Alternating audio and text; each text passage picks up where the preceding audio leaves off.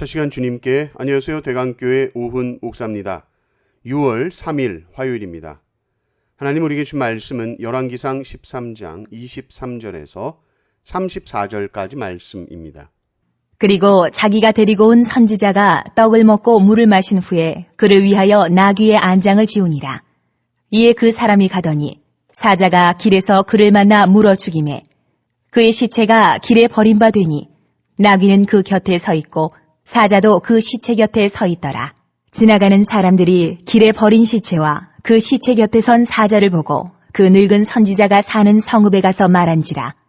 그 사람을 길에서 데리고 돌아간 선지자가 듣고 말하되 이는 여호와의 말씀을 어긴 하나님의 사람이로다. 여호와께서 그에게 하신 말씀과 같이 여호와께서 그를 사자에게 넘기심에 사자가 그를 찢어 죽였도다. 하고 이에 그의 아들들에게 말하여 이르되 나를 위하여 나귀의 안장을 지우라. 그들이 안장을 지우매 그가 가서 본즉 그의 시체가 길에 버림받되었고 나귀와 사자는 그 시체 곁에 서 있는데 사자가 시체를 먹지도 아니하였고 나귀를 찢지도 아니하였더라. 늙은 선지자가 하나님의 사람의 시체를 들어 나귀에 실어 가지고 돌아와 자기 성읍으로 들어가서 슬피 울며 장사하되 곧 그의 시체를 자기의 묘실에 두고 오호라 내 형제여 하며 그를 위하여 슬피 우니라. 그 사람을 장사한 후에 그가 그 아들들에게 말하여 이르되 내가 죽거든 하나님의 사람을 장사한 묘실에 나를 장사하되 내 뼈를 그의 뼈 곁에 두라. 그가 여호와의 말씀으로 베델에 있는 제단을 향하고 또 사마리아 성읍들에 있는 모든 산당을 향하여 외쳐 말한 것이 반드시 이룰 것임이니라.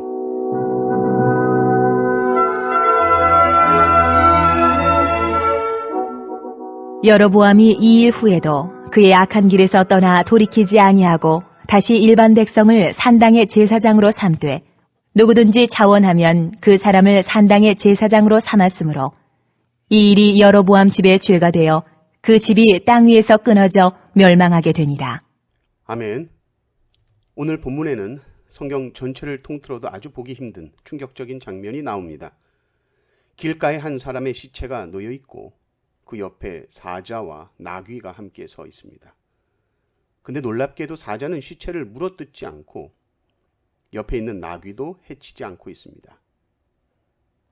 사자가 배고프지도 않은데 동물을 죽이는 경우는 없거든요. 이 장면은 결코 자연스러운 현상이 아닙니다. 이것은 하나님께서 의도적으로 보여주신 아주 상징적인 장면이죠. 하나님의 표적입니다.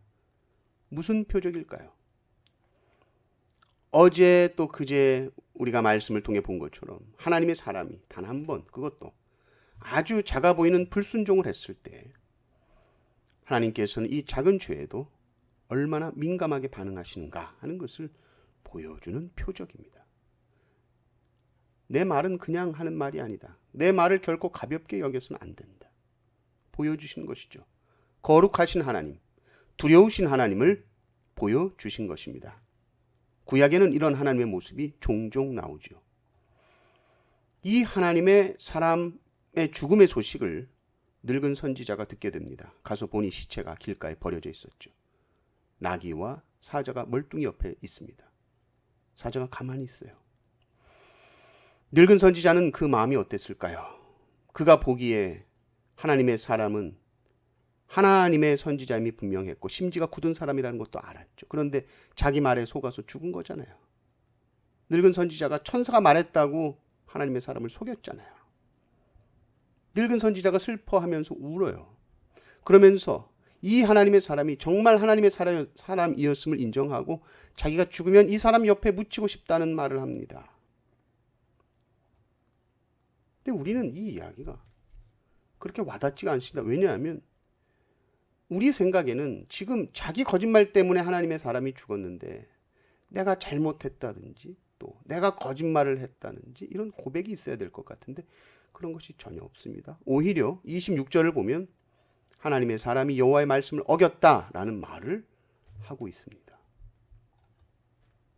그러니까 지금 이 본문 말씀은 하나님의 말씀을 어긴 것이 얼마나 무서운 죄인지를 보여주고 있는 것이에요. 그것이 큰 죄든 작은 죄든 하나님은 죄에 진노하신다. 이것을 아주 확실하게 알려주십니다. 이 하나님의 사람, 그의 아주 작은 잘못도 하나님께서 이렇게 처벌하시거든. 하물며 여로보암, 당신의 죄는 100번 1000번 회개했어야 된다. 이 말을 하고 싶은 거죠. 여로보암은 하나님의 거룩한 예배를 손댔습니다. 예배 장소를 바꾸고 예배 시간을 바꾸고 예배 집례자를 마음대로 세우는 정말 말도 안 되는 죄를 저질렀죠. 그런데 이 큰 죄를 지은 여로보암은 눈 하나 깜짝하지 않고 어떤 회개도 하지 않습니다. 본문을 보십시오. 33절 34절 보십시오. 여로보암이 이 일 후에도 그의 악한 길에서 떠나 돌이키지 아니하고 다시 일반 백성을 산당의 제사장으로 삼되 누구든지 자원하면 그 사람을 산당의 제사장으로 삼았으므로 이 일이 여로보암 집의 죄가 되어 그 집이 땅 위에서 끊어져 멸망하게 되니라. 여로보암을 보십시오. 회개는커녕 더 악한 길로 나갑니다. 이제는 제사장을 누구든지 자원하면 다 시켜줍니다. 지금 여로보암의 눈에는 하나님이 보이지 않습니다. 그러니 하나님의 경고가 들릴 수도 없죠. 아주 무서운 영적인 질병에 걸린 것입니다. 영적으로 보지 못하고 듣지 못하는 환자입니다.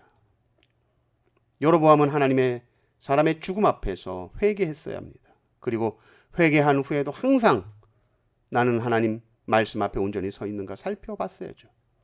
나는 하나님의 기준을 따르고 있는가? 아니면 사람의 기준에 기대고 있는가? 하나님의 기준은 결코 변하지 않습니다. 말씀 앞에서 작은 타협을 끊어내십시오. 그리고 순종으로 나아가십시오. 하나님은 그 사람을 기억하시고 사용하시는 줄 믿습니다. 이 사람이 바로 우리 모든 성도님들이 되시기를 주님의 이름으로 축원합니다. 아멘.